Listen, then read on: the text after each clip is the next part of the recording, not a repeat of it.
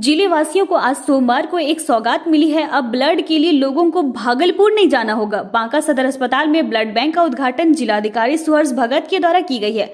लंबे अरसे से मांग थी कि बांका में ब्लड बैंक होनी चाहिए, जिसे आज पूरी की गई। ब्लड के लिए लोगों को अब कहीं भटकना नहीं होगा। ब्लड के कारण कई मरीज को रेफर कर दिया जाता था। यह सुविधा उपलब्ध नहीं होने की वजह से यह सुविधा उपलब्ध होने के साथ आम मरीजों का इलाज ब्लड की जरूरत के अनुसार संभव हो सकेगा। इस मौके पर SP, DDC, DPO, CS Sudhir Kumar Mahato, ACMO Abhay Kumar Chaudhary, Rajkumar Chaudhary, Prabhat Kumar, Raju Somen Jha, Anjali Saran Mishra, Javed Mohammad Tauseef, अस्पताल प्रबंधक अमरेश कुमार सहित अस्पताल के चिकित्सकीय पदाधिकारी एवं कर्मीगण उपस्थित थे।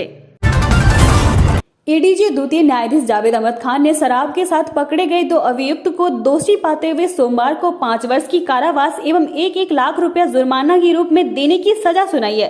प्राप्त जानकारी के अनुसार 27 दिसंबर 2020 को वाहन से विदेशी शराब ले जाने के क्रम में चानन थाना पुलिस ने गिरफ्तार किया था, जिसमें 416.8 लीटर शराब बरामद की गई थी। इसमें राहुल कुमार सिंह वैशाली जिला एवं बम सिंह रामगढ़ निवासी को गिरफ्तार किया गया था, जिसकी सुनवाई कोर्ट में चल रही थी। दोनों पक्षों की दलील सुनने के बाद न्यायाधीश ने सोमवार को दोषी पाते हुए 5 वर्ष का कारावास एवं 1-1 लाख रुपया अर्थदंड देने की सजा सुनाई है।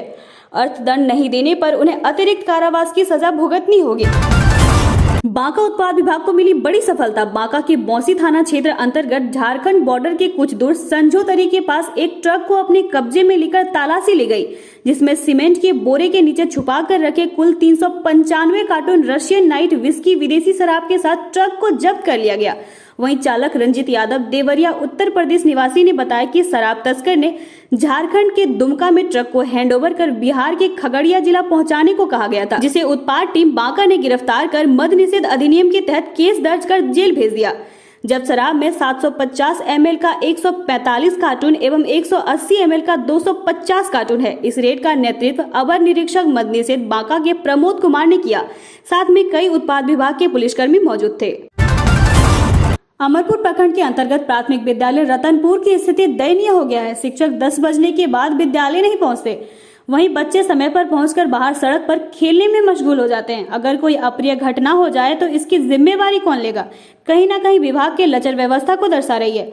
कई ग्रामीणों ने कहा कि विद्यालय के शिक्षक हमेशा ऐसा करते हैं, लेकिन स्कूल में अब तक कोई ध्यान नहीं दे रहे हैं। स्कूल में शिक्षक अनुपस्थित रहने के बावजूद अपना हाजिरी बना लेते हैं, जिसका कोई सुध लेने वाला नहीं है। सबसे बड़ी बात यह है कि अमरपुर बांका मुख्य सड़क के किनारे विद्यालय रहने की वजह से बच्चे के माँ बाप में अनहोनी को लेकर चिंता खाई रही है। कम से कम शिक्षक को इस बात पर विशेष रूप से ध्यान देने की जरूरत और जिला के वरीय पदाधिकारी को ऐसे शिक्षकों पर नकेल कसने की जरूरत है। MM न्यूज आशा करती है कि शिक्षा विभाग बांका इस पर जरूर ध्यान देगी। दिवाली धनतेरस धमाका ऑफर। बौंसी शहर के बीचों बीच डैम रोड में स्थित सुप्रसिद्ध विश्वकर्मा इलेक्ट्रॉनिक के प्रोप्राइटर अमित कुमार ने बताया कि हमारे यहाँ धनतेरस के अवसर पर सभी इलेक्ट्रॉनिक के सामानों में खरीदारी करने पर निश्चित उपहार मिलेंगे। साथ ही किसी प्रकार के मोबाइल या अन्य खरीदारी पर छूट दी जाएगी। इसको लेकर पूरे बौंसी प्रखंड में चर्चा का विषय बना हुआ है। बेलर प्रखंड में नामांकन दाखिल करने की प्रक्रिया शुरू हो गई है। आज ग्राम पंचायत घोड़बैयार से पूर्व मुखिया श्री रामानंद पंडित ने नामांकन कराकर सीधा प्रचार प्रसार के लिए जनता के बीच आ गए, जिसको देखकर जनता में काफी खुशी देखने को मिला। बारी बिहार सरकार, ना परीक्षा, ना दौड़, ना इंटरव्यू और बन गए दारोगा। किसने जारी किया नियुक्ति पत्र? बिहार पुलिस का नया कारनामा सुनने में थोड़ा जरूर अजीब लग रहा है, लेकिन यह घटना बिहार के खगड़िया में एक सनसनीखेज मामला सामने आया है। फर्जी नियुक्ति पर खगड़िया के मानसी थाना में काम कर रहे एक दारोगा को गिरफ्तार कर केस दर्ज किया गया है। दारोगा की गिरफ्तारी के बाद कई तरह के सवाल उठने लगे हैं और पुलिस महकमे में खलबली है। गिरफ्तार फर्जी दारोगा विक्रम कुमार बेगूसराय का रहने वाला है। 4 दिनों पहले RTRI कार्यकर्ता मनोज मिश्रा द्वारा इस मामले को इंटरनेट मीडिया में वायरल किया गया था। मामले की गंभीरता को देखते हुए SP अमितोष कुमार ने सदर SDPO सुमित कुमार को जांच कर अविलंब रिपोर्ट समर्पित करने का निर्देश दिया। सदर SDPO की जांच रिपोर्ट के आधार पर उक्त दारोगा पर केस दर्ज किया गया और त्वरित कार्रवाई करते हुए उसे सोमवार को गिरफ्तार कर लिया गया। इस मामले में मानसी थाना अध्यक्ष दीपक कुमार पर भी विभागीय कार्रवाई के आदेश दिए गए हैं। आरोप है कि फर्जी दारोगा विक्रम कुमार मानसी थाना अध्यक्ष को फर्जी नियुक्ति पत्र और एडमिट कार्ड दिखाकर दारोगा के रूप में काम करने लगे। बारे बिहार सरकार। आरोप यह भी है कि उक्त फर्जी दारोगा वर्दी पहनकर कई जगहों पर सक्रिय रहे। जांच में सामने आया कि उसकी कहीं और से पुलिस विभाग में बहाली नहीं हुई थी। वो फर्जी नियुक्ति पत्र बनाकर थाना अध्यक्ष को विश्वास में लेकर काम कर रहा था। आंसी थाना अध्यक्ष दीपक कुमार का कहना हुआ कि विक्रम ने कुछ दिनों पहले थाना में आकर उन्हें नियुक्ति पत्र दिखाया। जब वरीय अधिकारी का डीओ लेटर मांगा गया तो कहना था कि डीओ लेटर आ जाएगा। राजपाल यादव और सलमान अली पहुंचे पूर्णिया। हास्य और गायकी, वाव, सुशांत सिंह राजपूत को किया याद। पनोरमा ग्रुप द्वारा आयोजित 11 दिवसीय महाधनतेरस मेला सह पनोरमा स्टार सीजन 4 कार्यक्रम के समापन पर बॉलीवुड के कलाकारों ने समा बांध दिया। बॉलीवुड गायक सह इंडियन आइडल विजेता सलमान अली ने अपने सुरों से जैसे ही तेरे नाम से जी लूं, तेरी दीवानी गाने से कार्यक्रम की शुरुआत किया, लोगों के कदम खुद ब खुद थिरकने लगे। सलमान ने एक से बढ़कर एक बॉलीवुड के गानों से लोगों का मन मोह लिया। तेरी दीवानी गाने के बाद सलमान ने मेरे रस के कमर तूने पहली नजर गाने के बाद जिया जाए ना से लोगों को दीवाना बना लिया। इसके बाद सलमान अली ने दबंग फिल्म के गाने ताकते रहते तुझको सांझ सवेरे, तेरे मस्त मस्त दो नैन और सजदा करूं मैं तेरा सजदा सजदा पर लोगों को झूमने पर मजबूर किया। सलमान अली ने बताया कि दबंग फिल्म के इस गाने ने मेरी जिंदगी ही बदल दी। वही फिल्म अभिनेता व हास्य कलाकार राजपाल यादव ने कहा कि सुशांत सिंह राजपूत की धरती पर आकर यहाँ के लोगों का प्यार पाकर काफी खुश हूँ। अरे यह क्या, बिहार में गजब हो रही है। जब ऑक्सीजन सिलेंडर से निकलने लगी शराब चर्चा में है, इससे साफ जाहिर होता है कि जिंदगी से बढ़कर शराब है। ताजा मामला किशनगंज से है, जहां शराब तस्कर रोज नए तकनीक अपनाकर शराब की तस्करी कर रहा है। पुलिस को चकमा देने के लिए तस्कर हर तरकीब अपना रहा है। तस्करों के शराब तस्करी का ऐसा ही कारनामा को कोचाधामन थाना पुलिस ने की है। पुलिस ने लोगों के लिए जीवनदायिनी में उपयोग किए जाने वाले ऑक्सीजन सिलेंडर के अंदर छुपा कर लिए जा रहे शराब की खेप को बरामद की। 7 ऑक्सीजन सिलेंडर से पुलिस ने 100.5 लीटर विदेशी शराब की खेप बरामद की। तस्कर पुलिस में ऑक्सीजन सिलेंडर के अंदर शराब छुपाकर किशनगंज के रास्ते सुपौल जा रहा था। सूचना के आधार पर कोचाधामन पुलिस ने NH 327 ई निहाल भाग राजवंशी चौक के निकट सिल्लीगुड़ी से अररिया जाने वाले मुख्य मार्ग पर वाहन जांच के दौरान शराब की खेप बरामद कर 3 तस्कर को गिरफ्तार किया है। मुंगेर में बिहार का बड़ा दीपोत्सव, जलेंगे 5 लाख दिए। अश्विनी चौबे और ललन सिंह होंगे लाइव।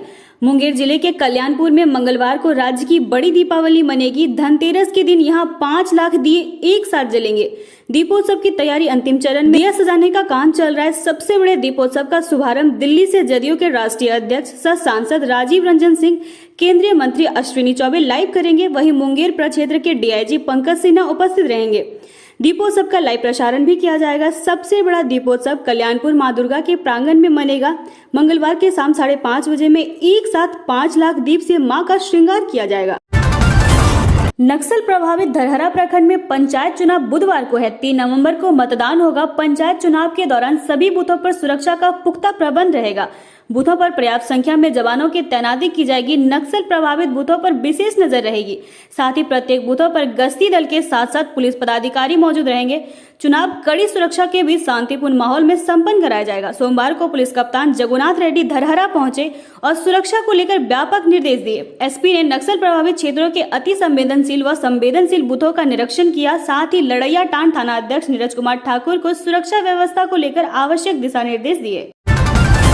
अररिया के रानीगंज प्रखंड मुख्यालय के कोशी डाक बंगला में सोमवार को जदयू के प्रखंड स्तरीय कार्यकारिणी की बैठक प्रखंड अध्यक्ष राजकुमार मंडल उर्फ राजू मंडल की अध्यक्षता में की गई।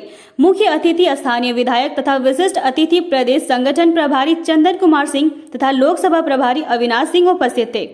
प्रदेश संगठन प्रभारी ने बताया कि प्रत्येक राजस्व गांव में जदयू के कम से कम 10 सक्रिय कार्यकर्ता बनाया जाए तथा कार्यकर्ता ही हमारी पार्टी की रीढ़ है।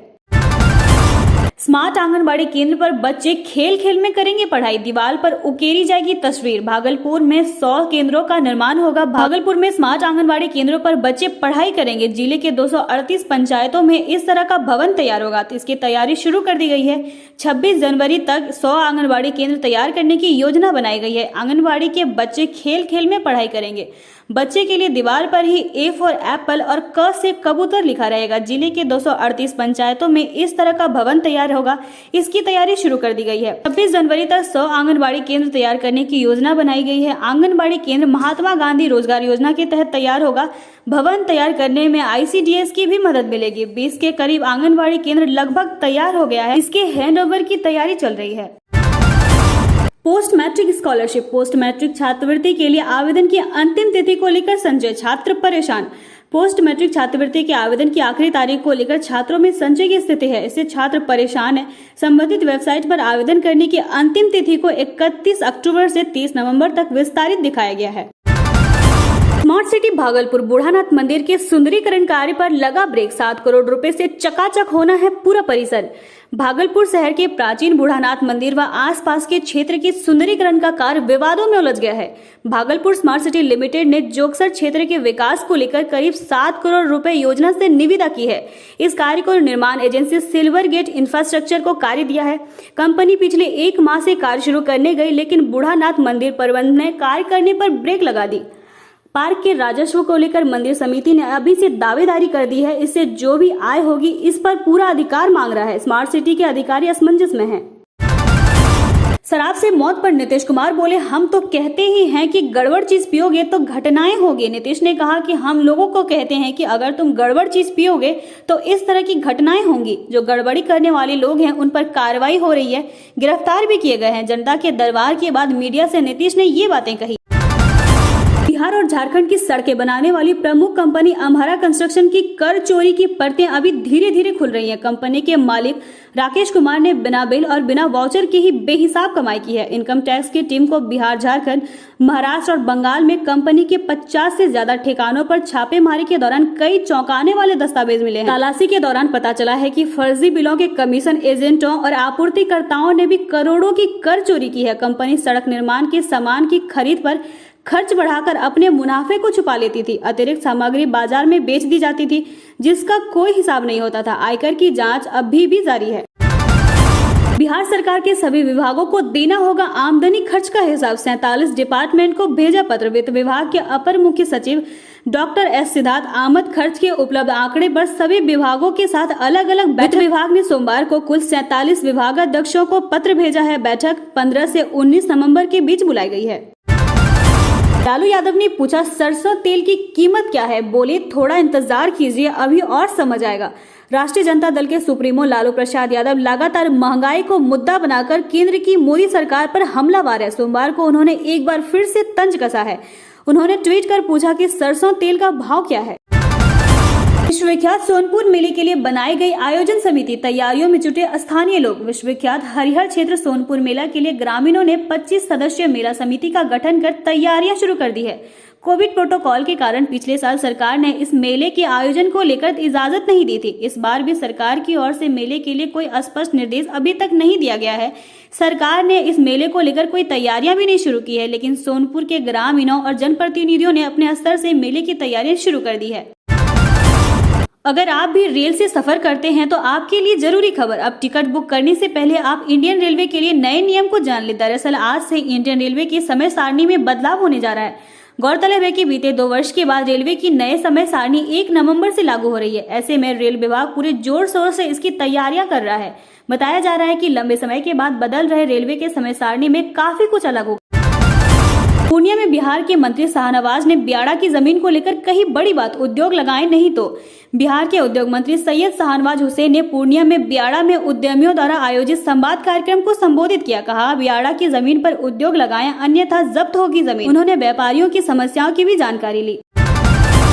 कबीर अंत्येष्टि के पैसे के लिए 1 महीने से दौड़ रहे हैं पीड़ित परिवार। सुल्तानगंज प्रखंड अंतर्गत भिरखुर्द पंचायत में तारा देवी की मृत्यु 4 मई 2021, ललिया देवी 15 सितंबर 2021, सुवित लाल विंद 19 सितंबर 2021 तीनों की मृत्यु अपने आवास पर हुई थी।